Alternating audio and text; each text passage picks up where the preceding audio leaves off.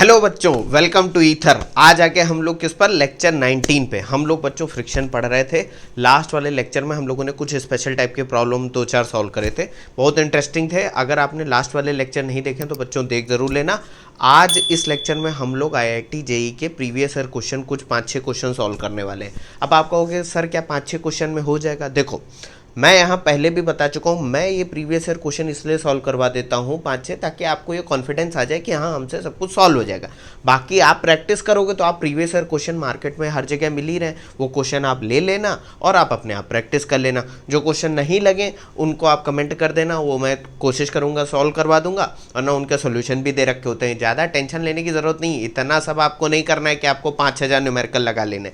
आप previous year question solve कर लो अगर आप तैयारी कर रहे हो। अगर सिर्फ फिजिक्स मजे के लिए पढ़ रहे हो तब तो किसी एक बुक के क्वेश्चन सॉल्व कर लोगे प्रॉब्लम, तब भी आपके सारे कॉन्सेप्ट क्लियर हो जाएंगे, चाहे वो HC वर्मा सर की बुक हो, NCERT हो, या जो भी आपको किताब अच्छी लग रही हो। तो चलो ज़्यादा बातें नहीं करेंगे, हम लोग जल्दी से क्वेश्चन सॉल्व करते हैं। बहुत अच्छे अच्छे बच्चों के क्वेश्चन हैं, ये कॉन्सेप्ट में भी क्लैरिटी लाएंगे आपके, और आपका एक कॉन्फिडेंस भी आपको देंगे कि हाँ भाई क्वेश्चन सॉल्व हो जाएंगे। हम लोगों ने इतना पढ़ लिया है कि अब हमें ज़्यादा टेंशन लेने की ज़रूरत नहीं है। देखो, ये 2023 के मेंस में आया जो पहला क्वेश्चन मैंने लिया है, ये बहुत सिंपल क्वेश्चन है। यहाँ पर क्या कह रहा है, the time taken by an object to slide down 45 degree rough inclined plane is n times as it takes to slide down a perfectly smooth 45 degree inclined plane. The coefficient of kinetic friction between the object and the inclined plane is, basically आपसे बच्चों mu के की value पूछी गई है, coefficient of kinetic friction. अब एक question क्या कह रहा है मैं आपको समझा देता हूँ। यहाँ पर कह रहा है कि दो इंक्लाइंड प्लेन है, ठीक है, दोनों ही 45 डिग्री के प्लेन है। एक स्मूथ है और दूसरा क्या है, ये स्मूथ है और एक मान लो ये रफ है। और कह रहा है इसके ऊपर एक ऑब्जेक्ट रखा हुआ है, ठीक है, मान लेते हैं उसका मास m है। यहाँ पर भी वही सेम ऑब्जेक्ट है। अब क्या कह रहा है कि स्मूथ प्लेन पे जब ये ऑब्जेक्ट मान लो रेस्ट से रिलीज करा गया तो वो नीचे आने में मान लो ये x दूरी चल रहा है तो इसको टाइम t लग रहा है। अब ऑब्वियस सी बात है कि स्मूथ प्लेन है तो इसके ऊपर किसी भी तरीके का रेजिस्टेंस तो होगा नहीं, ये मूवमेंट नीचे की तरफ है, इस पर किसी तरीके का फ्रिक्शन तो होगा नहीं। लेकिन रफ प्लेन में मान लो वो सेम दूरी से नीचे आ रहा है तो कहा जा रहा है कि इसको जो टाइम लग रहा है वो n times of this time है, तो यहाँ पर टाइम लगेगा nt। अब ये कंडीशन जो आपको दे रखी, इस बेसिस पे आपको म्यू के की वैल्यू पता करनी है इस रफ प्लेन पर। और म्यू के क्यों होगा, क्योंकि ऑब्वियस सी बात है जब ये स्लाइड कर रहा है रफ प्लेन पर तो यहाँ पर एक फोर्स ऑफ काइनेटिक फ्रिक्शन आएगी और यहाँ पर हमें म्यू के को पता करना है, क्योंकि जो काइनेटिक फ्रिक्शन फोर्स होगी बच्चों क्या होगी, म्यू के इंटू n होगी कि नहीं। इसको मैं नेक्स्ट पेज पर आपको क्लियरली सॉल्व करके दिखाता हूं, तब समझ ये क्वेश्चन समझ गए हो। अब देखो यहां पर सबसे पहले बच्चों पता है क्या काम करना है, एक स्मूथ प्लेन पे हमें सबसे पहले टाइम पता कर लेना है कि भाई टाइम कितना लगेगा स्मूथ प्लेन पे। तो हम वही कंडीशन यहाँ पर ले लेते हैं, यहाँ पर मास m कंसीडर कर लेते हैं और इस डायरेक्शन को x ले लेते हैं, इस डायरेक्शन को y। भाई मूवमेंट इस डायरेक्शन में हो रहा है, यहाँ पर बच्चों एक्सेलरेशन हम लोग मान लेते हैं इसका a1, ठीक है, और यहाँ पर दूरी कितनी मान लेते हैं, चल रहा है x दूरी चल रहा है। ये मान लो रेस्ट से रिलीज कर दिया गया और ये x दूरी नीचे की तरफ खिसक रहा है, तो और ये एंगल बच्चों कितना दे रखा है, 45 डिग्री। अब बच्चों ये बताओ इसका जो मास है इसका ये होगा वेट mg, और हमें पता है इसके दो कंपोनेंट होंगे, एक ये हो जाएगा perpendicular to the plane mg cos 45, और ये कितना हो जाएगा अलोंग द प्लेन, ये हो जाएगा mg sin 45, हो जाएगा कि नहीं। और इसके ऊपर एक नॉर्मल रिएक्शन n लगेगा, कह दो कि सर बिल्कुल लगेगा। अब यहाँ बच्चों एक चीज़ है, n का हमको यहाँ यूज़ नहीं है क्योंकि यहाँ पर किसी भी तरीके का फ्रिक्शन लगेगा नहीं। अब ये बताओ बच्चों, x डायरेक्शन में अगर हमें एक्सेलरेशन निकालना है तो force is equal to mass into acceleration कर सकते हैं। x डायरेक्शन में नेट फोर्स कितनी है, mg sin 45 ही तो है, इसके अलावा तो कोई फोर्स दिख नहीं रही। तो net sum of forces in x direction कितना हो जाएगा बच्चों, मास इंटू एक्सेलरेशन, और एक्सेलरेशन हमने यहाँ पर a1 मान लिया, ठीक। नेट सम ऑफ फोर्सेस क्या हो जाएगा, mg sin 45 is equal to mass into acceleration. तो यहाँ से बच्चों a1 की वैल्यू आ जाएगी g sin 45, या यहाँ पर अगर मैं sin 45 की वैल्यू रख दूँ तो आ जाएगा g upon √2 metre per second square, या जो भी यूनिट लिखने की ज़रूरत है नहीं यहाँ पर, क्योंकि हमें g और इन सब की कुछ वैल्यू नहीं दे रखी, हमें n के रिस्पेक्ट में निकालना है। अब बच्चों जब a1 पता चल जाए तो इनिशियल वेलोसिटी अगर मैं u ले लूँ 0 और टाइम हमने एज्यूम कर लिया कि इसको कितना टाइम लगेगा नीचे x दूरी चलने में t। तो एक बात बताओ, second equation of motion, second equation of motion अगर मैं यहाँ पर अप्लाई करूँ बच्चों तो क्या होती second equation of motion, x is equal to u t plus half a t square, और यहाँ पर a की जगह a1 ले लेंगे तो a1 इंटू टी स्क्वायर, और u हमारा 0 है तो x हो जाएगा हाफ, a1 की वैल्यू बच्चों रख दो g upon root two into t square. यहाँ बच्चों 2√2 x से मल्टीप्लाई कर दो और g को नीचे ले आओ तो टी स्क्वायर की बच्चों वैल्यू क्या आ जाएगी, 2√2 इंटू एक्स अपॉन जी। ये वैल्यू बच्चों हमें काम आएगी, ठीक है, इसको इक्वेशन 1 मान लेते हैं। और यहाँ से टाइम की वैल्यू बच्चों कितनी आ जाएगी, इसका भी अंडर रूट हो जाएगा तो under root of 2√2 into x upon g. अब ये बच्चों एक गलती मत करना कि आप इस एक्सप्रेशन को सॉल्व करने लग जाओ, ये क्यों मैं कह रहा हूँ अभी आपको समझ में आ जाएगा। तो स्मूथ वाले प्लेन पे हमने इतनी गणित लगा ली, अब हम लोग जाएंगे रफ प्लेन पे, इसको देखो जल्दी से, फिर हम लोग रफ प्लेन पे सारी मैकेनिक्स अप्लाई करते हैं। देख लिया।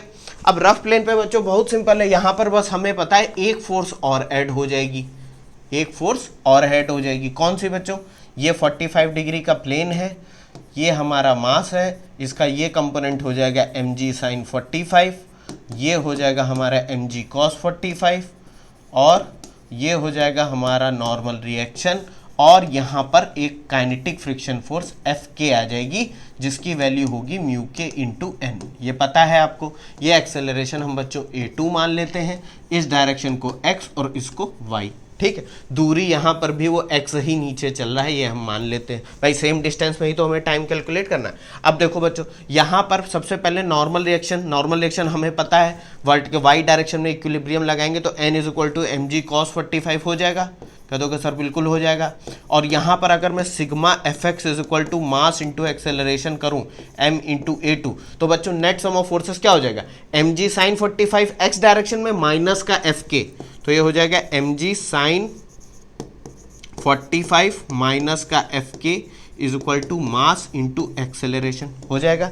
और आपको पता है कि fk की वैल्यू क्या है, fk है म्यू के इंटू एन, और n आप निकाल चुके हो कितना है, mg cos 45। ये वैल्यू बच्चों आप इस इक्वेशन में रख दो, ये वाली इक्वेशन में, तो क्या हो जाएगा mg sin 45 minus mu k mg cos 45 is equal to mass into acceleration. अब बच्चों देखो m और m कैंसिल हो जाएगा पूरी इक्वेशन से। यहाँ बच्चों एक काम कर सकते हैं, अगर मैं साइन 45 की वैल्यू रख दूँ और cos 45, तो साइन 45 कितना होता है 1/√2 और cos 45 भी 1/√2 होता है। तो यहाँ से बच्चों a2 ये आ जाएगा हमारा, क्या कॉमन ले लूँगा मैं, g कॉमन ले लूँगा, g/√2, तो ये वैल्यू आएगी g/√2 ब्रैकेट में 1 माइनस म्यू के। आ जाएगी कि नहीं, कंफ्यूज तो नहीं हो, बिल्कुल नहीं हो। और यहाँ पर मान लेते हैं लेट टाइम जो लग रहा है वो t2 है, और वो कितना है n टाइम्स ऑफ t, जो पहले हम लोग स्मूथ वाले केस में निकाला था टाइम t, उसका n टाइम्स टाइम लगेगा। अब यहाँ पर भी हम सेकेंड इक्वेशन ऑफ मोशन लगा देंगे, इसको देखो पहले, ठीक है। अब हम क्या करेंगे, second equation of motion, second equation of motion. तो यहाँ बच्चों देखो दूरी तो सेम चल रहा है, तो दूरी होगी x, इनिशियल वेलोसिटी यहाँ पर भी 0 ले लोगे, half a2 into T2 square हो जाएगा। यहाँ पर x is equal to half a2 की वैल्यू बच्चों क्या रख दोगे, g/√2 इंटू ब्रैकेट में 1 माइनस म्यू के, और हाँ t2 की वैल्यू क्या रख दोगे बच्चों, n इंटू टी का होल स्क्वायर। ये बच्चों वैल्यू क्या आ जाएगी, g/2√2 ब्रैकेट में 1 minus mu k into n और t का होल स्क्वायर, तो ये हो जाएगा n square into t square. और बच्चों अभी हम लोगों ने स्मूथ वाले केस में क्या करा था, टी स्क्वायर की वैल्यू निकाली थी। देखो डायरेक्ट टी की वैल्यू भी रख सकते हो या टी स्क्वायर, क्योंकि आप कैलकुलेट कर चुके हो, t√2 into x upon g. ये वैल्यू बच्चों हम ये वाली इक्वेशन में रख देंगे, तो यहाँ पर क्या हो जाएगा, since t square is equal to 2√2 x upon g, ये वैल्यू यहाँ पर रख दो, तो ये कितना आ जाएगा, x is equal to g/2√2 into 1 minus mu k into n square into 2√2 x upon g. ये बच्चों वैल्यू कैंसिल, g से g कैंसिल आउट हो जाएगा, 2√2 से 2√2 कैंसिल हो गया, x से x कैंसिल हो गया, तो क्या बचा, 1 is equal to 1 minus mu k into n square. आप समझ में आ रहा है ना हम लोगों ने क्यों इसको सॉल्व नहीं करा था? उसको सॉल्व करने कोई मतलब नहीं था, सब कुछ कैंसिल आउट हो जाएगा। तो 1 minus mu k is equal to 1 upon n square. भाई ये एन स्क्वायर इसके नीचे ले आए, म्यू के को उधर ले जाओ और 1 अपॉन एन स्क्वायर को इधर ले आओ, तो म्यू के की वैल्यू बच्चों आ जाएगी 1 माइनस 1 अपॉन एन स्क्वायर। यही बच्चों आपका आंसर है। तो कौन सा ऑप्शन मैच कर रहा है यहाँ पर? देखो यहाँ पर ऑप्शन मैच कर रहा है बी वाला, ये आपका आंसर है। देखो ये क्वेश्चन आसान था, मुझे आपको समझाना था इसलिए मैंने आपको इतना सब कुछ गणित लगा के दिखाया। आप तो वहाँ डायरेक्टली जल्दी जल्दी सॉल्व कर लोगे। तो स्मूथ प्लेन पे पहले हमने टाइम निकाल लिया, उसके बाद रफ प्लेन पे टाइम निकाल लिया, एक्सेलरेशन निकाल लिया और सेकंड इक्वेशन ऑफ मोशन लगा दी, आंसर आ गया हमारा। समझ गए कितना आसान क्वेश्चन था? चलो ये क्वेश्चन देख लिया। अब ये क्वेश्चन भी बच्चों बहुत सिंपल है। 2 ब्लॉक सिस्टम हम लोग सॉल्व कर चुके हैं, बहुत ज़्यादा हम लोगों ने डिटेल समझा था। 2 ब्लॉक सिस्टम पे हम लोगों ने 2 लेक्चर पूरे हम लोगों ने डिवोट करे, वो नहीं देखें तो देख लेना, ठीक है। डिस्क्रिप्शन में लिंक है सारे लेक्चर्स का जो अभी तक हम पढ़ चुके हैं। 2022 के मेंस में क्वेश्चन पूछा गया था और इतना आसान क्वेश्चन है कि बस पूछो मत। A system of 2 blocks of masses m small m is equal to 2 kg and capital M is equal to 8 kg is placed on a smooth table as shown in figure. The coefficient of static friction between 2 blocks is 0.5, यानी कि mu S की value बच्चों दे रखी है 0.5, ठीक है। और क्या कह रहा है? स्मूथ टेबल है, इसका मतलब ये तो हो गया स्मूथ बच्चों, ठीक है, लेकिन स्मॉल और कैपिटल एम के बीच में म्यू एस की वैल्यू दे रखी है 0.5। चलो ठीक है। The maximum horizontal force that can be applied to the block of mass m capital M so that the blocks move together will be, F की मैक्सिमम वैल्यू निकालनी है। M की वैल्यू दे रखी है स्मॉल m की 2 kg और इसकी दे रखी 8 kg। अब देखो बच्चों मैं आपको सिनारियो समझा देता हूँ, तुरंत इसका आंसर आ जाएगा। हमें पता है 2 ब्लॉक सिस्टम से कि F अगर मान लो 0 है तब तो ये रखे रहेंगे, कोई दिक्कत नहीं, फ्रिक्शन की वैल्यू 0 होगी, यहाँ M और M के बीच में फ्रिक्शन आएगा ना। फोर्स कहाँ लगाई जा रही? फोर्स लगाई जा रही है कैपिटल एम के ऊपर, लेकिन स्मॉल एम भी आगे एक्सेलरेट होगा। तो न्यूटन का सेकंड लॉ कहता है कि एक्सेलरेट करने के लिए इसको स्मॉल एम को एक एक्सटर्नल फोर्स चाहिए, और वो एक्सटर्नल फोर्स कहाँ से आएगी? फ्रिक्शन से। तो स्मॉल एम पे जो फ्रिक्शन की डायरेक्शन होगी वो कहाँ होगी? वो फोर्स की डायरेक्शन में होगी। ये सब हम लोग पढ़ चुके हैं। अब ये बताओ बच्चों, फ्रिक्शन एक तरीके का ग्लू है जो इन दोनों को चिपका के रखा है। आपने मान लो 5 न्यूटन का फोर्स लगाया तो ये जो ग्लू है इसको चिपका के रख रहा हो, दोनों एक साथ आगे मूव टुगेदर, ठीक है। अगर फोर्स बढ़ाई आपने 15 न्यूटन 20 न्यूटन करी तब भी वो आगे चला, लेकिन एक फोर्स अगर ये आपने बहुत ज़्यादा बढ़ा दी तो क्या होगा? इन दोनों के बीच में जो फ्रिक्शन की वैल्यू है वो मैक्सिमम पहुंच जाएगी, वो पहुंच जाएगी लिमिटिंग फ्रिक्शन की वैल्यू के बराबर, और तब ऐसा होगा कि ये वाला मास आपका स्लाइड कर जाएगा, एम वाला। बात समझ रहे हो? यानी दोनों के बीच में रिलेटिव मोशन हो जाएगा। तो हमें फोर्स की वो मैक्सिमम वैल्यू पूछी गई है जिसमें स्मॉल एम और कैपिटल एम के बीच में फ्रिक्शन की मैक्सिमम वैल्यू पहुंच जाए। बात समझ गए कि नहीं? कह दोगे ये सिनारियो समझ गए सर, आपने क्वेश्चन भी बहुत लगाए थे। सबसे पहले बच्चों एक काम करना है, क्या करना है? ये 2 kg की ब्लॉक है, ये 8 kg की ब्लॉक है, और इसको हमें एक कंबाइंड सिस्टम मान लेना है, ठीक है। ये पूरा सिस्टम एक कंबाइंड सिस्टम है जिसके ऊपर एक्सटर्नल फोर्स F लग रही है। भाई 2 और 8 kg के बीच में जो फ्रिक्शन है वो तो इंटरनल फोर्स है, ये सब हम लोग जानते हैं। अच्छा, इसका एक्सेलरेशन अगर मैं A मान लूँ तो आपको पता है F इज इक्वल टू क्या होता है? Net sum of masses into acceleration, ठीक है, कंबाइंड एक्सेलरेशन। तो F ही है, मास टोटल कितना हो जाएगा? 8 + 2 इंटू एक्सेलरेशन। तो एक्सेलरेशन बच्चों आ जाएगा F/10। आ जाएगा कि नहीं? कह दोगे सर बिल्कुल आ जाएगा। अब ये बताओ बच्चों, अगर मैं फॉर 2 kg के लिए सारी फोर्सेस दिखाऊं तो क्या क्या होंगी फोर्सेस? देखो बच्चों, ये हो गया 2 kg का आपका मास, इसके ऊपर नीचे की तरफ वेट लगेगा 2g, और इसके ऊपर नॉर्मल रिएक्शन एक आएगी। भाई ये सरफेस पे रखा है तो एक नॉर्मल रिएक्शन आएगी। और अब ये बताओ, ये जो 2 kg का मास है ये भी तो एक्सेलरेशन A से आगे जा रहा है, क्योंकि हमें कंडीशन पूछी गई है कि भाई दोनों कंबाइंड मूव कर रहे हैं। अब 2 kg एक्सेलरेशन A कैसे आएगा उसका? इसके ऊपर फ्रिक्शन की फोर्स लगेगी इस डायरेक्शन में, और क्योंकि हमें मैक्सिमम पूछा गया है कि F की वैल्यू क्या होगी, मैक्सिमम फोर्स कितनी होगी, तो ऑब्वियस ही बात है कि मैक्सिमम फोर्स तभी आएगी जब हमें यहां पर लिमिटिंग फ्रिक्शन मिले। क्यों? एक्सेलरेशन मैक्सिमम कब होगा? जब यहाँ पर फ्रिक्शन की मैक्सिमम वैल्यू हो, क्योंकि उससे ज़्यादा अगर फोर्स बढ़ा दिया आपने तो फ्रिक्शन की वैल्यू क्या होगी, लिमिटिंग फ्रिक्शन से क्रॉस करेगा और आपकी जो एक्सेलरेशन है वो कम हो जाएगा। तो फोर्स आपको मैक्सिमम कब मिलेगी, जब यहाँ पर लिमिटिंग फ्रिक्शन की वैल्यू होगी एफ एल। बात समझ गए कि नहीं, ये बहुत आसान था। अब आपको पता है कि न्यूटन लॉ कहता है net sum of forces is equal to mass into acceleration. तो नेट सम ऑफ फोर्सेस इस डायरेक्शन में है कितना भाई, एफ एल ही तो है। अब 2 kg के लिए एक्सटर्नल फोर्स क्या होगी, लिमिटिंग फ्रिक्शन की वैल्यू इनटू मास, मास हो गया 2 kg। और यहां पर बच्चों एक्सेलरेशन आप ये देखो निकाल चुके हो कितना है, F upon 2m, F upon 10, 2m नहीं 10। और ये देखो बच्चों एफ एल की वैल्यू हम क्या रख देंगे, mu s into n, limiting friction की यही तो वैल्यू होती है, तो ये हो जाएगा एफ अपॉन 5।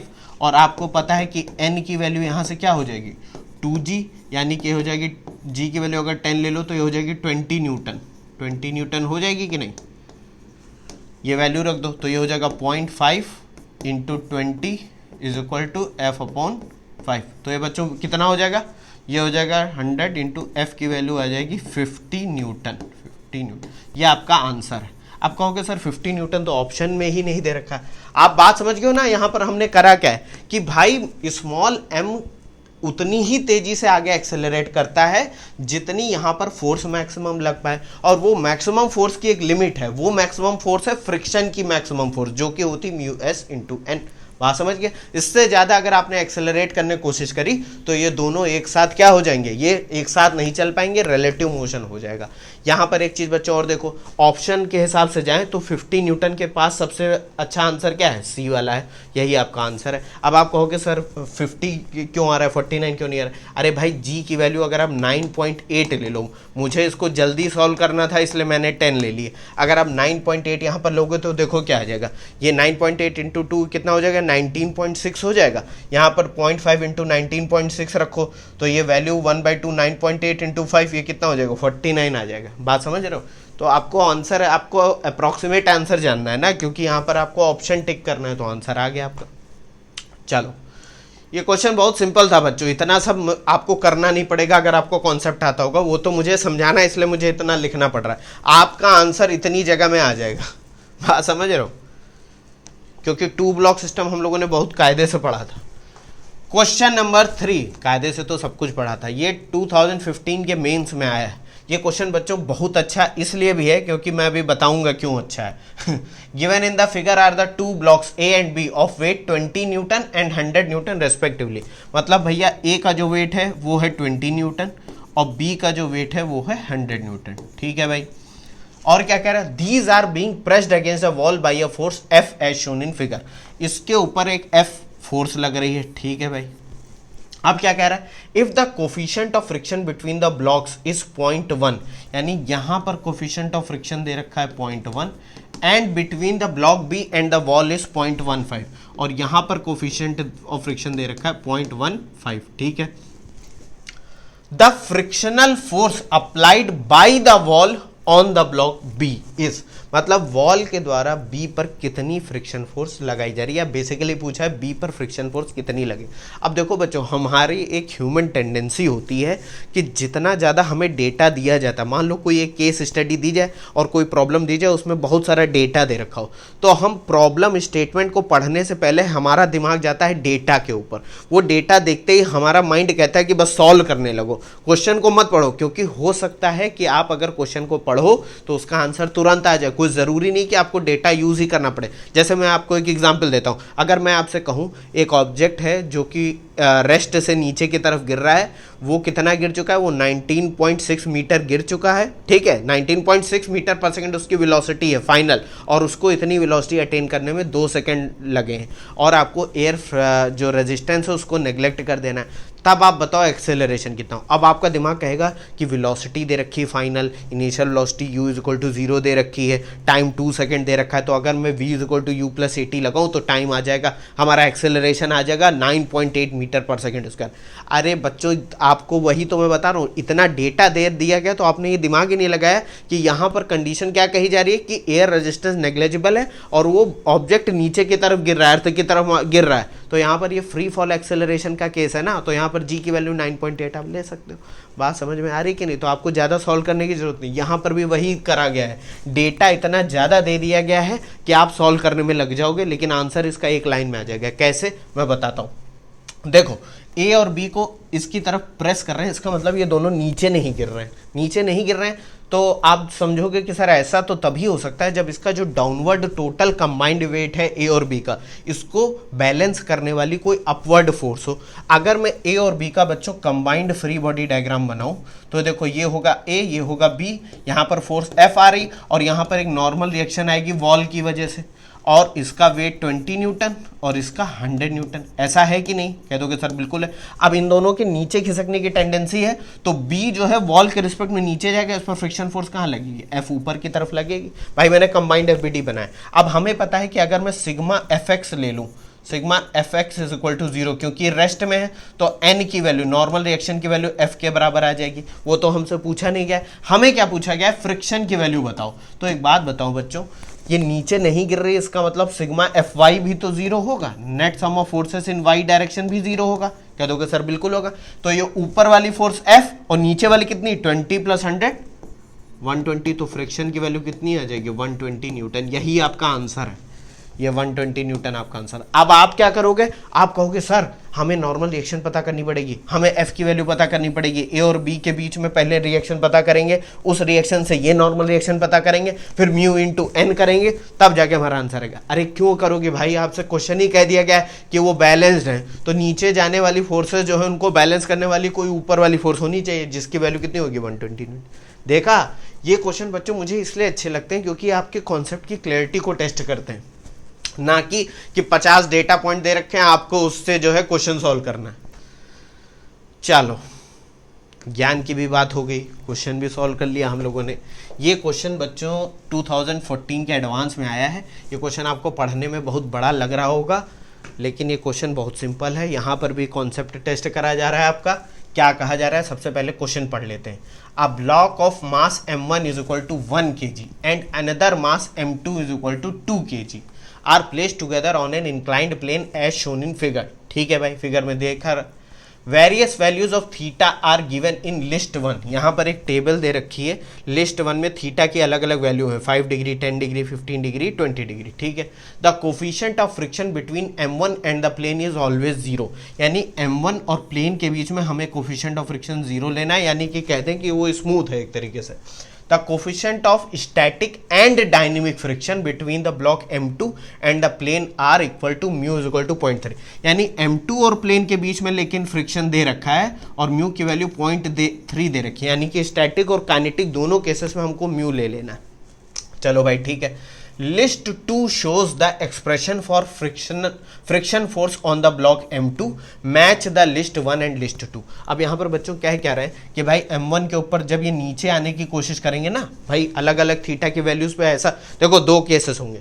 एक तो ये होगा कि थीटा की वैल्यू अगर बहुत कम है तो ये दोनों वहीं के वहीं रहेंगे, लेकिन थीटा की वैल्यू एक लिमिट के बाहर जाएगी तो दोनों खिसक के नीचे आएंगे। तो अब बात आती है कि भाई फ्रिक्शन तो हर केस में लगेगा, किस पर लगेगा? M2 और इस सरफेस के बीच में। वो फ्रिक्शन की वैल्यू मान लो F है, तो इस F की वैल्यू आपको अलग अलग दे रखी है और यहाँ पर अलग अलग एंगल पे आपको मैच करना है। तो ये एंगल है PQRS, इनका कोड दे रखा है और फ्रिक्शन वैल्यूज का 1 2 3 4। तो यहाँ पर 4 ऑप्शन दे रखे हैं, जैसे कि पहला वाला P का 1, Q का 1, R का 1, S का 3। तो इस तरीके से 4 ऑप्शन है, आपको एक सेलेक्ट करना है। बच्चों ये क्वेश्चन बिल्कुल बहुत सरल है, बेसिक कॉन्सेप्ट पे है ये क्वेश्चन, लेकिन इतना हमारी एक और टेंडेंसी होती है, हम जब ज़्यादा स्टेटमेंट लंबा देख लेते हैं तो हमें लगता है क्वेश्चन टफ है। क्वेश्चन कुछ टफ नहीं है, यहाँ पर ध्यान से समझते हैं बच्चों है क्या। यहाँ पर बच्चों सबसे पहला केस पता है क्या है? आप ये देखो जरा कि थीटा जो है उसको धीरे धीरे हम लोग मान लो एंगल जो है ग्रेजुअली इंक्रीज करते हैं। पहले 5 डिग्री है, फिर 10 डिग्री है, फिर कुछ और 12 डिग्री, ऐसे करके जब बढ़ाएंगे तो एक वैल्यू ऑफ थीटा ऐसी आएगी कि वो नीचे खिसक जाएगा, ये आपको पता है। तो सबसे पहले हम एक जनरल एक्सप्रेशन निकालते हैं। क्या निकालते हैं कि भाई यहाँ पर सबसे पहले हम फोर्सेस दिखा देते हैं। ये M1 है, ये हमारा M2 है। अब एक बात बताओ बच्चों, यहाँ पर नीचे की तरफ इन दोनों का वेट आएगा, कौन कौन सा वेट होगा, M1G साइन थीटा, एक तो ये कंपोनेंट हो जाएगा और दूसरा हो जाएगा M2G साइन थीटा। तो अगर मैं आपसे ये कह दूं कि इन दोनों के वेट का कंपोनेंट इस डायरेक्शन में डायरेक्टली अगर मैं दिखाऊं तो ये दिखा सकता हूं, M1 plus M2G sine theta, कह दोगे सर बिल्कुल दिखा सकते हो, ठीक है बच्चों। और M2 का इस डायरेक्शन में कंपोनेंट क्या होगा वेट का, M2G कॉस थीटा। अब कहोगे सर आपने M1 का इस डायरेक्शन में कंपोनेंट क्यों नहीं लिखा। एक्चुअली बच्चों इस डायरेक्शन में M1 के कंपोनेंट लिखने का कोई मतलब नहीं, क्योंकि इसके ऊपर जो नॉर्मल रिएक्शन है उसका हमको यूज़ ही नहीं करना है। हमें किसके ऊपर यूज़ करना है नॉर्मल रिएक्शन का, M2 के ऊपर। क्यों, क्योंकि फ्रिक्शन फोर्स कहाँ लगेगी, M2 के ऊपर लगेगी, जिसको हम लोग F मान लेते हैं। अभी हमें नहीं पता है कि F की जो वैल्यू है वो लिमिटिंग फ्रिक्शन की वैल्यू है या जो डाउनवर्ड फोर्स है उसके बराबर है। देखो हम लोगों ने पढ़ा था कि फ्रिक्शन, जो स्टैटिक फ्रिक्शन की वैल्यू होती है वो 0 से एक मैक्सिमम वैल्यू तक जाती है, और 0 से मैक्सिमम वैल्यू कितनी होती है, म्यू इंटू एन होती है। यहाँ पर बच्चों एक चीज़ देखो, अगर हम थीटा को ग्रेजुअली इंक्रीज करेंगे 5 डिग्री, 10 डिग्री, 15 डिग्री, 20 डिग्री, तो होगा क्या, किसी एक वैल्यू पर ये दोनों स्लाइड करने की वर्ज पे होंगे। उस केस में f की वैल्यू म्यू इंटू एन होगी, लेकिन उससे कम वाले थीटा की डिग्री पर क्या होगा, f की वैल्यू जो अपवर्ड फोर्स है वो डाउनवर्ड फोर्स के बराबर होगी भाई, क्योंकि वो मूव तो कर नहीं रहे। तो f की वैल्यू कितनी हो जाएगी, m1 plus M2G sine theta, लेकिन उससे ऊपर कितनी वैल्यू होगी, म्यू इंटू एन। और दोनों ही केसेस में बच्चों म्यू कितना है, कोफिशिएंट ऑफ स्टैटिक फ्रिक्शन और काइनेटिक फ्रिक्शन दोनों की वैल्यू 0.3 दे रखी। सबसे पहले हमें यह पता करना है कि थीटा की किस वैल्यू के बाद ये स्लाइडिंग स्टार्ट हो जाएगी। तो एक चीज बताओ बच्चों, मोशन कब तक स्टार्ट नहीं होगा, motion will not start till motion will not start when कब तक स्टार्ट नहीं होगा, जब तक M1 plus M2G sine theta की वैल्यू लेस देन और इक्वल टू है फ्रिक्शन की मैक्सिमम वैल्यूज। अब बात समझो बच्चों, ऊपर की तरफ फ्रिक्शन की मैक्सिमम वैल्यू कितनी हो सकती है, म्यू इंटू एन, और नीचे की तरफ कितनी है, वो तो वेट ही है M1 plus M2G sine theta. अब आपको भी पता है जैसे जैसे एंगल बढ़ाते जाएंगे वैसे वैसे ये वैल्यू भी बढ़ती चली जाएगी हमारी, और फ्रिक्शन की वैल्यू म्यू इंटू एन की तरफ पहुंचती जाएगी। तो ये बताओ, जब नीचे वाली फोर्स स्टैटिक फ्रिक्शन के मैक्सिमम वैल्यू को क्रॉस करेगी तभी तो ये नीचे स्लाइड करना स्टार्ट करेगी, वरना तो वहां रेस्ट पर ही रहेगा।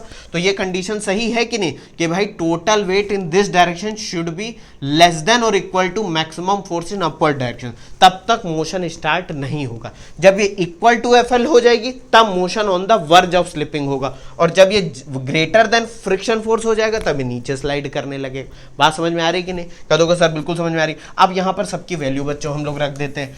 FL कितना है, FL हो जाएगा म्यू इंटू एन, और n आपको पता है इस केस में कितना है, क्योंकि हमने सिर्फ एक n दिखाया है M2 के ऊपर, ये हो जाएगा M2G cos थीटा, हो जाएगा कि नहीं। तो FL की वैल्यू हो जाएगी mu into M2G cos theta.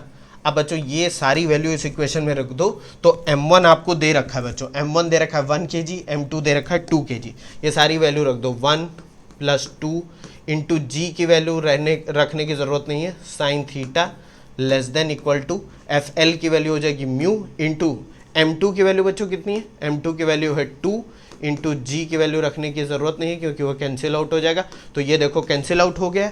ये साइन थीटा, अगर मैं कॉस थीटा से पूरी इक्वेशन को डिवाइड कर दूं तो ये क्या हो जाएगा बच्चों, sign theta upon cos theta, और यहां पर ये 3 है, इस पूरी इक्वेशन को 3 से डिवाइड कर दूं तो क्या हो जाएगा 2 इंटू म्यू अपॉन 3, और म्यू की वैल्यू आपको दे रखी है sine theta upon cos theta कितना होता है tan theta, less than equal to 2 into mu की वैल्यू आपको 0.3 दे रखी है अपॉन 3।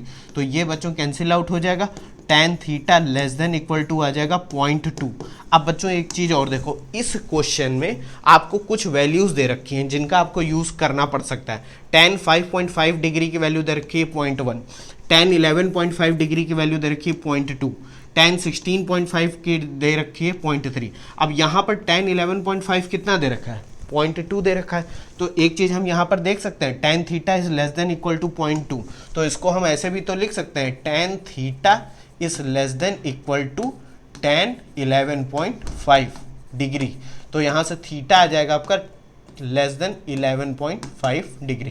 ये बच्चों कंडीशन क्या दिखा रही है, ये कंडीशन ये बता रही है कि जब तक आपका थीटा की वैल्यू 11.5 से लेस है तब आपकी फ्रिक्शन की जो वैल्यू है वो अप्लाइड, या कह दें फ्रिक्शन की जो वैल्यू है वो वेट को बैलेंस करेगी, और वो कितनी होगी, m1 plus m2g sine theta होगी कि नहीं, जब थीटा की वैल्यू क्या है, थीटा लेस देन 11.5। कह दो कि सर बिल्कुल, जब थीटा की value greater than and equal to 11.5 होगी तब बच्चों फ्रिक्शन की वैल्यू मैक्सिमम पहुंच चुकी होगी, और वो लिमिटिंग वैल्यू होगी, और वो कितनी होगी, म्यू इंटू एन, और हम लोग ये निकाल चुके हैं mu into m2g cos theta. बात समझ गए, क्योंकि एक बार स्लाइडिंग स्टार्ट हो जाएगी तो यहाँ पर म्यू की जगह आ जाएगा क्या, म्यू के, और म्यू के की वैल्यू आपने वो भी 0.3 दे रखी है, तो दोनों में ही आपको म्यू दे रखा है, तो इसलिए हमने म्यू ले लिया। अच्छा एक चीज़ और, बच्चे और कंफ्यूज होंगे एक चीज़ में कि सर यहाँ जब हम लिमिटिंग फ्रिक्शन की वैल्यू लेंगे तब तो ये वाला जो म्यू होगा वो म्यू एस होगा ना, बिल्कुल सही बात है बच्चों, वो म्यू एस होगा, लेकिन यहाँ पर मैं क्या दिखा रहा हूँ कि जब थीटा की वैल्यू ग्रेटर देन 11.5 डिग्री हो जाएगी तब वो वैल्यू हो जाएगी f is equal to mu k into n, और जब इक्वल टू 11.5 डिग्री होगी तब वो होगी f is equal to mu s into n, on the verge of slipping होगी तो म्यू एस इंटू एन होगी, जब ग्रेटर देन 11.5 डिग्री होगा यानी कि आप स्लिपिंग स्टार्ट हो चुकी तब म्यू के इंटू एन होगी। लेकिन इस क्वेश्चन में क्योंकि म्यू एस और म्यू के सेम दे रखा है इसलिए मैंने म्यू ले लिया है। बात समझ गए कि नहीं, यहाँ पर बेसिकली 3 कंडीशन है, मैं बार बार इसलिए कह रहा हूँ ताकि आप कंफ्यूज ना हो जाए। एक होगी 11.5 डिग्री से लेस, एक होगी 11.5 डिग्री, और एक होगी थीटा ग्रेटर देन 11.5 डिग्री। तो यहाँ पर क्या है, 11.5 से लेस है तो मोशन स्टार्ट भी नहीं होगा, ना ही वर्ज ऑफ स्लिपिंग पे होगा, तो फ्रिक्शन की वैल्यू अप्लाइड फोर्स के बराबर होगी, और इस केस में अप्लाइड फोर्स है वेट। जब इक्वल टू 11.5 डिग्री होगी तो फ्रिक्शन की वैल्यू हो जाएगी आपकी mu s into n, limiting friction की वैल्यू पे पहुंच जाएगा, और जब ग्रेटर देन 11.5 होगी तब मोशन स्टार्ट हो जाएगा, और वो होगा काइनेटिक फ्रिक्शन जो कि होगा mu k into N. Since इस केस में म्यू एस और म्यू के दोनों ही म्यू है, इसलिए मैंने एफ के और एफ एस को दोनों को ही क्या ले लिया है, म्यू इंटू एन। अब समझ गए पूरी कंडीशन। तो यहाँ पर आपका आंसर क्या हो गया, देखो यहाँ पर 4 वैल्यू दे रखी हैं, कौन कौन सी वैल्यू दे रखी हैं बच्चों, 5 डिग्री और 10 डिग्री। अब ऑब्वियस सी बात है 5 डिग्री और 10 डिग्री 11.5 से तो कम ही है, तो इन दोनों का जो आंसर होगा वो होगा 4 वाला। P और Q का आंसर क्या होगा, 4 वाला, mu m1 plus m2 g cos theta. आप कहोगे सर ये वैल्यू कहाँ से आ गई, अरे सॉरी, इन दोनों का आंसर 4 वाला नहीं, इन दोनों का आंसर होगा, ये रेड पेन से दिखा, 2 वाला, ठीक है, m1 plus m2 g sine theta. अब जब 11.5 डिग्री से ज़्यादा होगा यानी कि 20 डिग्री 15 डिग्री और 20 डिग्री, तो इनका ऑप्शन क्या हो जाएगा, इसका आंसर हो जाएगा ये 3 वाला, mu into m2g cos theta. तो देखो कौन सा ऑप्शन मैच कर रहा है, P का 1 Q का 1 ये तो नहीं मैच कर रहा है, दूसरा वाला P का 2 Q का 2, लेकिन R का 2 है S का 3 है, लेकिन ये भी नहीं मैच कर रहा है, C वाला भी नहीं मैच कर रहा है। कौन सा मैच कर रहा है, मैच कर रहा है बच्चों हमारा 4th वाला, यानी ये हमारा आंसर सही है। क्यों, क्योंकि P का देखो 2 है, Q का भी 2 है, R का 3 और S का भी 3। बात समझ गए, इसको क्वेश्चन को देखो बच्चों, ये क्वेश्चन पता है क्यों अच्छा है, ये कुछ बच्चे यहाँ पर गलती क्या करेंगे, वो कह देंगे कि सर इसके ऊपर से फ्रिक्शन फोर्स लगेगी म्यू इंटू एन और mu into m2g cos theta, ये वाला आंसर आ जाएगा हमारा, उससे नीचे की जो वैल्यू होगी उस पर सिर्फ वेट लगेगा, वेट होगा m1 plus m2g sin theta. नहीं बच्चों, ये चीज़ आपको पहले समझनी पड़ेगी कि वैल्यू आ कैसे थी। बात समझ गए, चलो ये क्वेश्चन बहुत अच्छा था, इसमें हम लोगों ने बस इतना ही चेक करा है कि किस थीटा की वैल्यू पर ये सारी कैलकुलेशन करके मोशन स्टार्ट होगा, तो 11.5 डिग्री से ज़्यादा होगा तो मोशन स्टार्ट हो जाएगा। चलो ठीक है, तो ये भी आपका आंसर है, ये भी आपका आंसर है, लेकिन अलग अलग थीटा की वैल्यू पे। बहुत अच्छा क्वेश्चन था बच्चों, आपको लग रहा होगा कि हाँ सर क्वेश्चन तो अच्छा था लेकिन बहुत ज़्यादा सॉल्व करा दिया आपने। मैं बच्चों आपको कॉन्सेप्ट भी समझा रहा हूँ ना, इसीलिए तो मैंने 5-6 क्वेश्चन लिए हैं सिर्फ, ऐसा नहीं कि 50 क्वेश्चन आपको लगवा दूँ ऑब्जेक्टिव डायरेक्ट तुरंत 2-2 लाइन में आंसर आता जाए, वो सब आप कर लोगे बच्चों, वो तो आप इतना तो सीख ही चुके हो कि वो सब अपने आप सॉल्व कर लोगे। यहाँ पर बच्चों एक क्वेश्चन और दे रखा है, 2006 में पूछा गया, ये क्वेश्चन भी बहुत अच्छा क्वेश्चन है क्योंकि यहाँ पर थोड़ा विजुअलाइज भी करना पड़ेगा चीज़ों को। क्या कह रहा है, a circular disc with a groove along its diameter. ठीक है, ये देखो एक सर्कुलर डिस्क दे रखी है और इसके अंदर एक स्लॉट है, एक तरीके का स्लॉट है। ठीक है, इज प्लेस्ड हॉरिजॉन्टली, मतलब ये आपको देखने में तो बच्चों यहाँ पर मैंने ड्रॉ करा है इसलिए आपको क्या दिख रहा है, ये टॉप व्यू दिख रहा है। किसी चीज़ का टॉप व्यू क्या होता है कि मान लो ऊपर से ऐसे देख रहे हो तो कैसा दिख रहा है।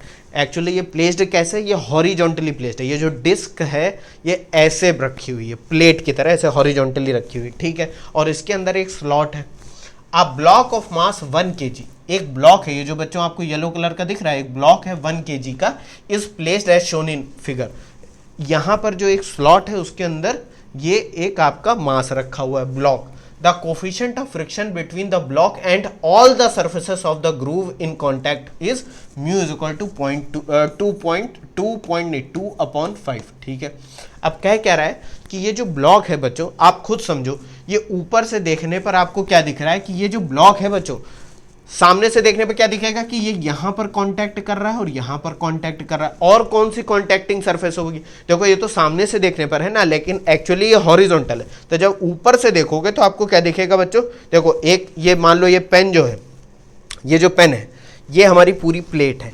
आप मेरे हाथों को देखो, ध्यान से देखो, ये पूरी आपकी प्लेट है या ये जो डिस्क है सर्कुलर डिस्क, इसके अंदर ये हमारा एक स्लॉट है, ये एक स्लॉट है और ये है ब्लॉक। तो ये ब्लॉक जब रखी हुई है बच्चों, तो एक तो ये नीचे वाली सरफेस, ये ग्राउंड वाली सरफेस पे कांटेक्ट में, एक इस साइड वाली वॉल पे कांटेक्ट में होगी और एक ये इस वाली वॉल में, मतलब ये जो राइट और लेफ्ट वाली वॉल। तो यहाँ पर 3 कांटेक्टिंग सरफेस होंगी कि नहीं होंगी बच्चों, यहाँ पर मैं समझाने की कोशिश करता हूँ। एक तो बच्चों ये वाली सरफेस है, एक ये वाली सरफेस है, और जब सामने से देखोगे तो सामने से देखने पर क्या दिखेगा, ये सर्कुलर डिस्क है और इसके अंदर ये कुछ ऐसा दिखेगा कि ये भाई ये स्लॉट था, ये यहाँ पर आपका ब्लॉक है। ठीक, सामने से देखने पर ऐसे हॉरिजॉन्टल देखने पर क्या दिखेगा, ये आपका स्लॉट है और ये ब्लॉक रखी हुई। आप समझ गए, क्वेश्चन समझ गए। अब पूछा क्या जा रहा है, the disk has an acceleration of 25 metre per second square. इस डायरेक्शन में 25 मीटर पर सेकेंड स्क्वायर का एक्सेलरेशन है। Find the acceleration of the block, इस ब्लॉक का acceleration with respect to disk. तो हमें acceleration of block with respect to disk, ये मैंने लिख दिया, acceleration of block with respect to disk निकालना है। ठीक, ये question mark. Given cos theta is equal to 4/5, ये भी दे रखा है आपको। अब बच्चों ये क्वेश्चन बहुत सिंप्लीफाई हो गया है। बस आपको एक काम करना, आपको इस डिस्क के ऊपर बैठ के न्यूटन की सेकेंड लॉ लगानी है। कह दो कि ऊपर बैठ के मतलब एक तो ग्राउंड वाला फ्रेम ऑफ रेफरेंस हो गया, जहां से आप ग्राउंड से देखोगे वहां से नहीं निकालना है, आपको इस डिस्क के ऊपर बैठना है। और आपको भी पता है किसी एक्सेलरेटिंग फ्रेम ऑफ रेफरेंस, भाई हमारा जो कंसर्न है वो किसके लिए है, इस ब्लॉक के लिए है। लेकिन ये ब्लॉक किस पर बैठा हुआ है, ये एक प्लेट पर रखा हुआ है, उसके अंदर जो स्लॉट है, उसके अंदर जो खांचा बना हुआ है उसमें रखा हुआ है। तो हमें इस पे न्यूटन लॉ अगर लगानी है तो पहले तो इस non inertial frame of reference में हमें पता है एक स्यूडो फोर्स लगानी पड़ेगी जो कि एक्सेलरेशन के अपोजिट डायरेक्शन में। तो एक बात बताओ बच्चों, यहाँ पर मैं इसको ऐसे दिखा सकता हूँ कि इसके ऊपर जो स्यूडो फोर्स आएगी वो इस डायरेक्शन में आएगी, m/a आ जाएगी कि नहीं। अब मैं बच्चों इसका नेक्स्ट पेज पे आपको पूरा सिनारियो समझाता हूँ, सब समझ में आ जाएगा। सबसे पहले बच्चों मैं क्या करूँगा, यहाँ पर आपको सिर्फ स्लॉट बना के दिखाऊंगा। ठीक है, स्लॉट बना के दिखाता हूँ आपको। तो देखो ध्यान से समझना बच्चों, इसमें कंफ्यूज मत होना, कुछ नहीं है इस क्वेश्चन में, अगर आप थोड़ा सा दिमाग लगा ले जो, और वो मैं आपका लगवा ही दूंगा, टेंशन लेने की ज़रूरत नहीं। ये है सिर्फ स्लॉट, ये स्लॉट है वो जो खांचा बना हुआ। अब मैं यहाँ पर वो ब्लॉक दिखाता हूँ, ये है आपका वो वाला ब्लॉक। ठीक, ये वो ब्लॉक है, ये सेंटर से इस डायरेक्शन में एक्सेलरेशन हो रहा है, कितना है 25 मीटर पर सेकेंड स्क्वायर। ये बच्चों एंगल कितना है, ये एंगल थीटा दे रखा है। अब आपको मैंने अभी बताया कि इसके ऊपर, इस ब्लॉक के ऊपर क्या लगेगा, एक स्यूडो फोर्स लगेगी, m/a लगेगी कि नहीं। और इसका एंगल यहाँ से भी कितना होगा, थीटा। भाई ये देखो हॉरिजॉन्टल है, सेम थीटा एंगल बनाएगा।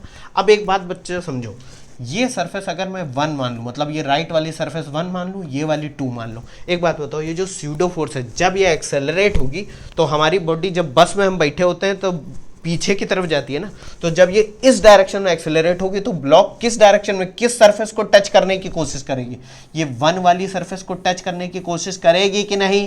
कह दोगे सर बिल्कुल करेगी। 2 वाली से कांटेक्ट उतना ज़्यादा नहीं रहेगा। आप कहोगे सर स्लॉट तो एकदम टाइट फिट होगा ना, ये जो ब्लॉक है टाइट फिट होगा, तो यहाँ पर भी तो नॉर्मल रिएक्शन आएगी। नहीं बच्चों, जब ये एक इस तरीके से एक्सेलरेट करेगी तो ये वाला जो हिस्सा है ब्लॉक का, ये वाली सरफेस राइट वाली, ये स्लॉट के राइट सरफेस से ज़्यादा कांटेक्ट में करेगी, तो ये वाला उतना ज़्यादा नॉर्मल रिएक्शन यहाँ पर नहीं आएगा। बात समझ रहे हो? क्योंकि ये स्लाइड हो सकती है ना, तो यहाँ पर थोड़ा तो गैप होगा ही। तो यहाँ पर 1 वाली सरफेस पे जो नॉर्मल रिएक्शन ब्लॉक पे लगेगी वो इस तरीके से हम मान लेते हैं वो कितनी होगी? N1 होगी। समझ गए कि नहीं समझ गए? अब देखो बच्चों क्या होगा, ये N1 की तरफ है, इसका हमें क्या निकालना है? एक्सेलरेशन। पहले हम ma के कंपोनेंट निकाल लें अगर बच्चों, तो ये देखो ये हो जाएगा हमारा ma cos थीटा, हो जाएगा कि नहीं? कह दोगे सर बिल्कुल हो जाएगा। भाई ये देखो ma cos थीटा, ये एंगल थीटा बन रहा है, और ये कंपोनेंट क्या हो जाएगा? ये कंपोनेंट हो जाएगा ma sin थीटा। कह दोगे सर बिल्कुल हो जाएगा। अब कुछ बच्चे क्या करेंगे कि सर इसके ऊपर जो फोर्स लग रही है वो लग रही है इस डायरेक्शन में, इसको मान लेते हैं हम x और इसको मान लेते हैं y। बात समझ गए? अब कहोगे सर ये तो हो गया x डायरेक्शन में मोशन हो रहा है, तो इसका एक्सेलरेशन जो होगा, ये वाला acceleration of block with respect to disk, वो इस डायरेक्शन में होगा। तो अगर हम net sum of forces is equal to mass into acceleration कर दें तो हमारा आंसर आ जाएगा। अब यहीं तुम गलती कर ले जाओगे कि ये तो आपका फ्रंट व्यू है ना, ये ऊपर से देखने पे, डिस्क को ऊपर से देखने पे दिख रहा है, लेकिन जब आप साइड से देखोगे तो आपको ये भी तो दिखेगा कि भैया ये जो ब्लॉक है ये इस तरीके से रखी हुई है, तो इसका जो वेट है वो नीचे की तरफ mg लगेगा, और इसके ऊपर एक नॉर्मल रिएक्शन N2 भी तो आएगी, यानी कि परपेंडिकुलर टू द प्लेन एक वेट इसका नीचे की तरफ जाएगा ना। तो इसको देखो बच्चों, मैं आपको दिखा रहा हूँ, ये मैंने ब्लॉक उठाई, ये डिस्क उठाई और ये आपके सामने ऐसे रख दी। देखो ये उठाई, ये वाली प्लेट मैंने ऐसे उठाई और ये आपके सामने रख दी, तो देखो इसका वेट नीचे की तरफ है ना, ये तो हमने टॉप व्यू दिखाया ऐसे कर दी, वेट नीचे की तरफ है तो नॉर्मल रिएक्शन ऊपर की तरफ आएगी, तो यहाँ पर नॉर्मल रिएक्शन N2 है, वेट नीचे की तरफ, और ये क्या दिखा है? ये एक्सेलरेशन इस डायरेक्शन में, यानी मोशन इसका इस डायरेक्शन में हो रहा है। तो देखो बच्चों, जब मैं इसको उठा के आपको सामने की तरफ दिखाऊंगा तो ये इस डायरेक्शन में जाना चाहेगी, तो फ्रिक्शन फोर्स बच्चों कहाँ लगेगी? यहाँ की तरफ लगेगी कि नहीं? और वो कितनी होगी? F2 लगेगी। बात समझ गए? कितना इंटरेस्टिंग कॉन्सेप्ट है भाई। ये इस डायरेक्शन में टूवर्ड्स सेंटर जाना चाहेगी, टूवर्ड्स सेंटर, ये O मान लो, ये सेंटर क्या है? O है, तो ये टूवर्ड्स सेंटर जा रही है, यहाँ पर भी टूवर्ड्स सेंटर जाएगी, तो सेंटर की तरफ जाएगी तो फ्रिक्शन इस डायरेक्शन में लगेगा। यहाँ पर भी देखो टूवर्ड्स सेंटर जा रहा है, टूवर्ड्स सेंटर, तो यहाँ पर बच्चों जो फ्रिक्शन इस डायरेक्शन में आएगा वो क्या होगा? F1। तो अब देखो बच्चों, नेट सम ऑफ फोर्सेस क्या होगा, इस ब्लॉक पे मैं दिखाने की कोशिश कर रहा हूँ। यहाँ पर कौन कौन सी फोर्सेस हैं? देखो बच्चों, ये हो गया नॉर्मल रिएक्शन N1, ये हो गया फोर्स F1, ये हो गया आपका ma साइन थीटा, और ये आपकी हो गई ma कॉस थीटा। ये आपको सामने से देखने पे, साइड से देखने पे कौन कौन सी फोर्सेस इस ब्लॉक के ऊपर है? ये हो गया आपका F2, ये हो गया N2, ये हो गया mg, लेकिन एक्सेलरेशन इसका a with of block with respect to this. अब आपको कॉन्सेप्ट समझ में आ गया? तो जब ये जो आपका ब्लॉक है, सॉरी, ये जब स्लाइड होगा तो कहाँ कहाँ पे स्लाइड होगा? देखो कितनी यहाँ पर रेजिस्टेंस लगेंगे, ये मान लो ऐसे स्लाइड हो रहा है, तो एक ये साइड वाला 1 वाली सरफेस का रेजिस्टेंस, एक ये ग्राउंड वाला रेजिस्टेंस, और एक जो हमारी फोर्स जो इसको खींच के ला रही है। तो net sum of forces in x direction में दिखाने जा रहा हूँ। ये बच्चों आपकी एक्स डायरेक्शन है और ये है आपकी जेड डायरेक्शन, ये जेड डायरेक्शन, ये वाली डायरेक्शन। बात समझ गए कि नहीं? ये एक्स डायरेक्शन और ये जेड वाली डायरेक्शन। चलो, तो मैं यहाँ पर एक चीज़ लिखने जा रहा हूँ। क्या लिखने जा रहा हूँ? ध्यान से समझना। Net sum of forces in x direction is equal to mass into acceleration of block with respect to disk. क्यों? क्योंकि मैंने इस डिस्क के ऊपर न्यूटन सेकेंड लॉ अप्लाई करा है, तो एम ए स्यूडो फोर्स मैंने ले ली। अब देखो एक्स डायरेक्शन में बच्चों कौन कौन सी फोर्सेस है? एम ए कॉस थीटा है, माइनस का F1 है कि नहीं? तो ये लिख देंगे यहाँ पर सामने वाले व्यू से, m a cos theta minus का F1, बिल्कुल। और इस वाले फिगर से क्या दिख रहा है कि एक्स के निगेटिव डायरेक्शन में एक फोर्स और है due to weight friction ground वाली सरफेस, ये वाली सरफेस से, वो है F2।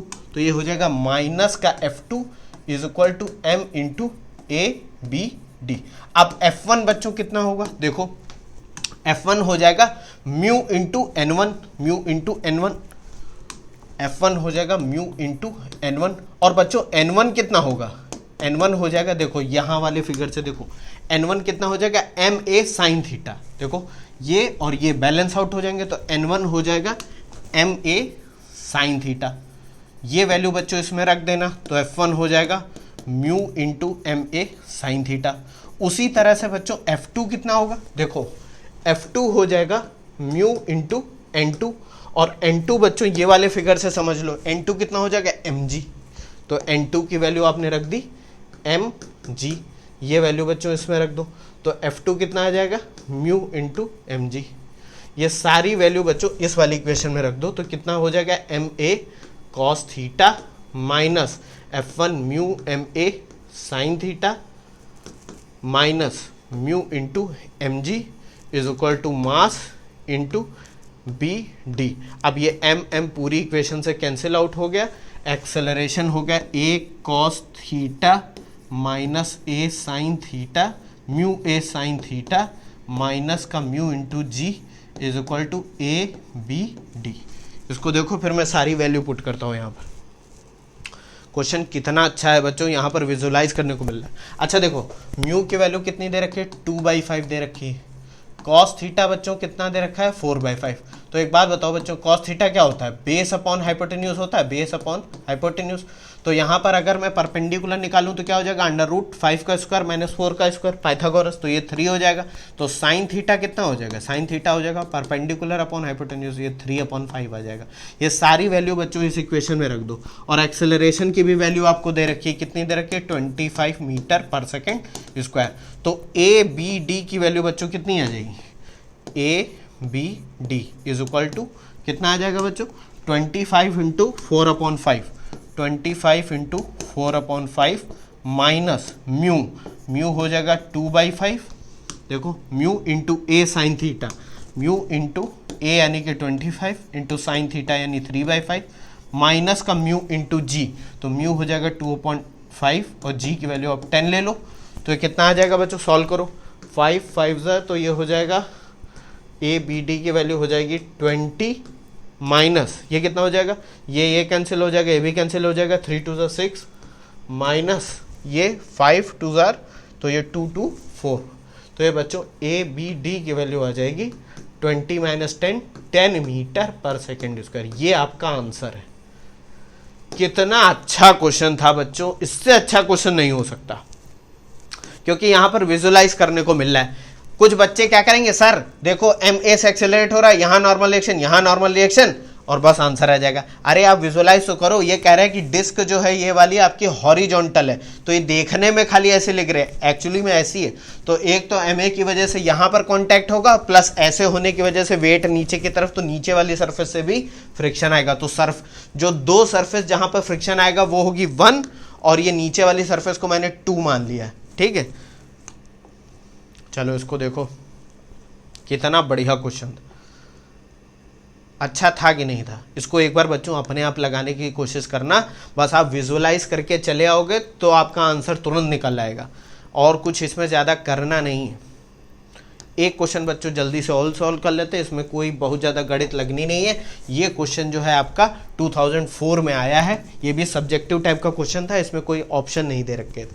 क्या कह रहा है, 2 blocks A and B of equal masses, ठीक है, are released from an inclined plane of inclination 45 degree at t is equal to 0। ये A और B दो ब्लॉक दे रखे, इनका मास इक्वल है, यानी कि मान लो ये m है और इसका भी मास m है। ठीक है, both the blocks are initially at rest, यानी कि इनकी इनिशियल वेलोसिटी कितनी दे रखी है 0 दे रखी है। The mu k between block A and the plane is 0.2, यहाँ पर जो A और प्लेन के बीच में म्यूके की वैल्यू है वो 0.2 है। और क्या दे रखा है, while it is 0.3 for block B, यहाँ पर जो म्यूके की वैल्यू दे रखी है वो 0.3 दे रखी है। ठीक है भाई, initially the block A is √2 metre behind the block B. अब यहाँ पर क्या कह रहा है कि जब t इक्वल टू 0 है तो ब्लॉक ए ब्लॉक बी से √2 मीटर पीछे की तरफ है, ठीक है। When and where their front faces will come in line, take g is equal to 10 metre. अब कह रहे हैं कि जब दोनों को रिलीज करा जाएगा तो ऑब्वियस ही बात है, ए के ऊपर फ्रिक्शन की वैल्यू कम है तो ये तेजी से नीचे जाएगा, बी के ऊपर थोड़ी ज़्यादा है तो धीमे धीमे जाएगा। एक टाइम आएगा जब ये दोनों अलाइन हो जाएंगे, देखो ए और बी के फ्रंट फेसेस अलाइन हो जाएंगे, तो हमें वो टाइम बताना है और वो कितने वेयर कहाँ पर। तो हम मान लेते हैं कि ए जो है यहाँ से यहाँ तक एक्स दूरी चला है, ए नहीं ये मान लेते हैं एक्स ए दूरी चला है, और बी जो है हमारा वो कितनी दूरी चला है यहाँ से यहाँ तक, वो एक्स बी दूरी चला है। तो हमें बस second equation of motion apply करनी है। इंक्लाइनेशन दे रखा है 45 डिग्री इस पूरे प्लेन का, ठीक है। अब second equation of motion apply करने से पहले हमें ए और बी का एक्सेलरेशन पता होना चाहिए। तो आपको मैं एक जनरल डेरिवेशन, हम लोग जानते हैं कि अगर कोई इंक्लाइंड प्लेन है, मैं साइड से अगर देखूँ और उसके ऊपर बच्चों ये मास मान लो ए के ही ऊपर अगर मैं अप्लाई करूँ, ये मास एम रखा हुआ है, ठीक। तो यहाँ पर बच्चों इसका वेट कितना हो जाएगा, mg साइन थीटा हो जाएगा कि नहीं। और इसके ऊपर फ्रिक्शन की वैल्यू एफ के लग रही है, एफ के जो कि कितनी है म्यू के इंटू एन, ये हो जाएगी नॉर्मल रिएक्शन एन, ये हो जाएगा इसका कंपोनेंट वेट का mg cos थीटा। इस डायरेक्शन में एक्सेलरेशन निकालना है, तो हमें पता है net sum of forces in the direction of acceleration क्या होगा, mg sine theta minus f k is equal to mass into acceleration. तो मैं अगर नेक्स्ट पेज पर लिखूँ F is equal to sigma f is equal to m a, तो ये हो जाएगा mg sine theta minus f k is equal to m into a, और एफ के आपका कितना है म्यू के इंटू एन, और एन की वैल्यू आपको पता होती है इस केस में कितनी होगी, n is equal to m g cos theta. तो ये वैल्यू आप बच्चों रख दो, n is equal to m g cos theta, ये सारी वैल्यू इसमें रख दो, तो ये हो जाएगा m g sine theta minus का mu k into m g cos theta is equal to m into a. ये m से m कैंसिल आउट हो जाएगा। एक्सेलरेशन बच्चों अगर मैं g कॉमन ले लूँ तो ये हो जाएगा sign theta minus mu k into cos theta. हो जाएगा कि नहीं, कह दोगे सर बिल्कुल हो जाएगा। अब बच्चों मैं आपको पता है ये जनरल एक्सेलरेशन मैंने क्यों निकाल दिया, यहाँ a और b के लिए अलग अलग सिर्फ म्यू के की ही वैल्यू तो चेंज हो रही है, थीटा 45 है, g की वैल्यू आपको 10 लेनी है। तो अगर मैं फॉर ए लिखूँ तो क्या हो जाएगा बच्चों, देखो फॉर ए एक्सेलरेशन क्या हो जाएगा, ए लिख देता हूँ, ये हो जाएगा g की वैल्यू 10 हो जाएगी, साइन थीटा साइन 45 हो जाएगा, ये हो जाएगा म्यू के की वैल्यू 0.2 हो जाएगी, ये हो जाएगा आपका cos 45। अब बच्चों यहाँ पर अगर मैं 45 साइन 45 cos 45 की वैल्यू रख दूँ तो ये हो जाएगा 10 इंटू 1/√2 माइनस 0.2 बाई √2, ये 1/√2 कॉमन ले लो तो ये हो जाएगा 10/√2 इंटू 1 माइनस 0.2, 1 माइनस 0.2 क्या हो जाएगा 0.8, यह आ जाएगा 8/√2 मीटर पर सेकेंड स्क्वायर। अब इसको पूरा सॉल्व करने की बच्चों ज़रूरत है नहीं, अभी मैं बताऊंगा क्यों। अगर मैं ए के लिए सेकेंड इक्वेशन ऑफ मोशन लगाऊं तो एक्स ए क्या हो जाएगी, हाफ ए इंटू टी स्क्वायर हो जाएगा कि नहीं भाई। टाइम तो दोनों ए और बी को सेम ही लगेगा, x a distance travelled by a in time t, acceleration a है, और यहाँ पर u की वैल्यू 0 इनिशियली रेस्ट पे है दोनों, तो एक्स ए की वैल्यू बच्चों कितनी हो जाएगी 1/√2 इंटू 8/√2 इंटू टी स्क्वायर हो जाएगी कि नहीं। तो ये हो जाएगा 8t स्क्वायर, 8 नहीं इसको सॉल्व कर लो थोड़ा सा तो ज़्यादा आसान होगा। यहाँ पर एक काम करता हूँ, ये हो जाएगा 4/√2, अगर मैं ऊपर और नीचे इसको रेसिप्रोकल से मल्टीप्लाई कर दूं यानी कि √2 इंटू √2, तो ये क्या हो जाएगा, ऊपर भी √2 से मल्टीप्लाई कर दिया, नीचे भी कोई फ़र्क तो पड़ेगा नहीं। तो यहाँ पर देखो ये कितना हो जाएगा 4√2 अपॉन √2 इंटू √2 2t स्क्वायर, ये 2√2 टी स्क्वायर। ये जब ज़्यादा √2 बोलते हो तो ऐसा नहीं लगता है टू वो आने लगता है, ठीक 2√2 टी स्क्वायर, एक्स ए की वैल्यू आ गई।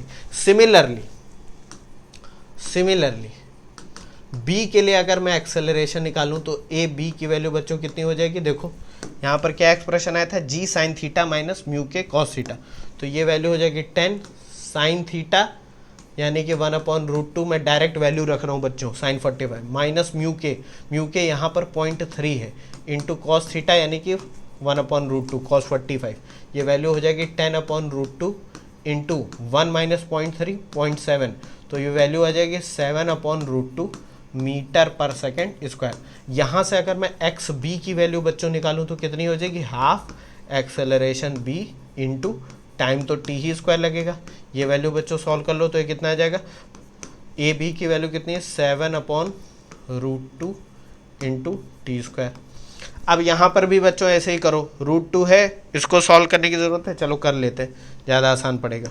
तो एक्स बी की वैल्यू बच्चों कितनी हो जाएगी 7/2√2, इसको भी √2 से मल्टीप्लाई कर लो ऊपर नीचे, तो ये क्या हो जाएगा, ये हो जाएगा 7√2/√2 into √2, 2 into 2 4 t square. X B की भी वैल्यू आ गई और एक्स ए की भी वैल्यू आ गई, ये एक्स ए है और एक्स बी आ गया। अब बच्चों ये एक बात बताओ, यहाँ पर ए कितनी दूरी चल रहा है एक्स ए, ये इतनी दूरी चल रहा है, बी कितनी दूरी चल रहा है एक्स बी, इन दोनों का डिफरेंस कितना है, √2 ही तो है भाई। देखो x A minus x B is equal to √2, तो ये कंडीशन अगर मैं यहाँ पर रख दूँ, since x A minus x B is equal to √2, भाई एक्स ए जो है वो बी से √2 टाइम्स √2 ज़्यादा है, वही यहाँ पर मैंने लिख दिया। एक्स ए की वैल्यू बच्चों कितनी आई है, ये आई है, कहाँ गया, 2√2 t square, 2√2 t square minus x B की वैल्यू कितनी है 7√2/4 into t square is equal to √2। इस पूरी इक्वेशन से √2 कैंसिल आउट हो जाएगा कि नहीं, क्या बचेगा बच्चों, यहाँ पर बचेगा 2, अगर मैं टी स्क्वायर कॉमन ले लूँ 7/4 into t square is equal to 1, इसको सॉल्व करो तो 4 2 8 minus 7 1/4 into t square is equal to 1। T square की वैल्यू हो जाएगी 4, तो टी की वैल्यू आ जाएगी बच्चों 2 सेकेंड, यानी 2 सेकेंड बाद ये मिलेंगे। तो व्हेन का आंसर आ गया। वेयर तो किसी एक ब्लॉक के रिस्पेक्ट में आप बता दो, अगर मैं एक्स ए की वैल्यू बच्चों निकाल लूँ तो एक्स ए कितना आया था 2 into √2 T square, T square की जगह 2 स्क्वायर हो जाएगा, यह आ जाएगा 8√2 मीटर। तो बच्चों आंसर इसका पता है कैसे लिखोगे, ये एक्स ए आ गया, आंसर लिखोगे both blocks will meet after time t is equal to 2 second and when a has travelled 8√2 metre from rest. ठीक है, यानी कि जब a जो है 8√2 मीटर चल चुका है आगे, तब वेयर में ये आंसर हो जाएगा, व्हेन में जब t की वैल्यू 2 सेकेंड होगी। बात समझ गए, ये क्वेश्चन भी बहुत अच्छा था, इसको देख लो, इसमें कुछ बहुत ज़्यादा हमने करा नहीं है, एक्सेलरेशन निकाल लिया है, सेकेंड इक्वेशन ऑफ मोशन लगा दी है और हमारे आंसर आ गए 2 सेकेंड 8√2 मीटर। तो देखो बच्चों, जेई के हम लोगों ने प्रीवियस ईयर क्वेश्चन सॉल्व करे 5-6, लेकिन आपको मज़ा आया होगा क्योंकि हम लोग बच्चों पता है क्यों मैंने इतने कम क्वेश्चन 5 ही 6 यहाँ पर लिए, क्योंकि हम लोग एच.सी. वर्मा सर की बुक के क्वेश्चन लगा चुके हैं, एनसीईआरटी लगा चुके हैं, और जब चैप्टर हम लोग पढ़ रहे थे तब भी हम लोगों ने कॉन्सेप्ट को समझने के लिए बहुत सारे न्यूमेरिकल लगा लिए। तो ज़्यादा बच्चों इस लेवल पर समझने के लिए सॉल्व करने की ज़रूरत नहीं है। पता चला 100 लेक्चर मुझे फ्रिक्शन के ही बनाने पड़ जाए तो आपको फिर मिर्गी आने लगेगी। आपने कॉन्सेप्ट सारे पढ़ लिए, क्वेश्चन भी कुछ लगा के देख ले, अब आप खुद प्रैक्टिस कर लेना, किसी एक बुक के क्वेश्चन सॉल्व कर लो और प्रीवियस ईयर क्वेश्चन अगर तैयारी कर रहे हो। हाँ समझ गए, थैंक यू, मिलता हूँ नेक्स्ट वीडियो में।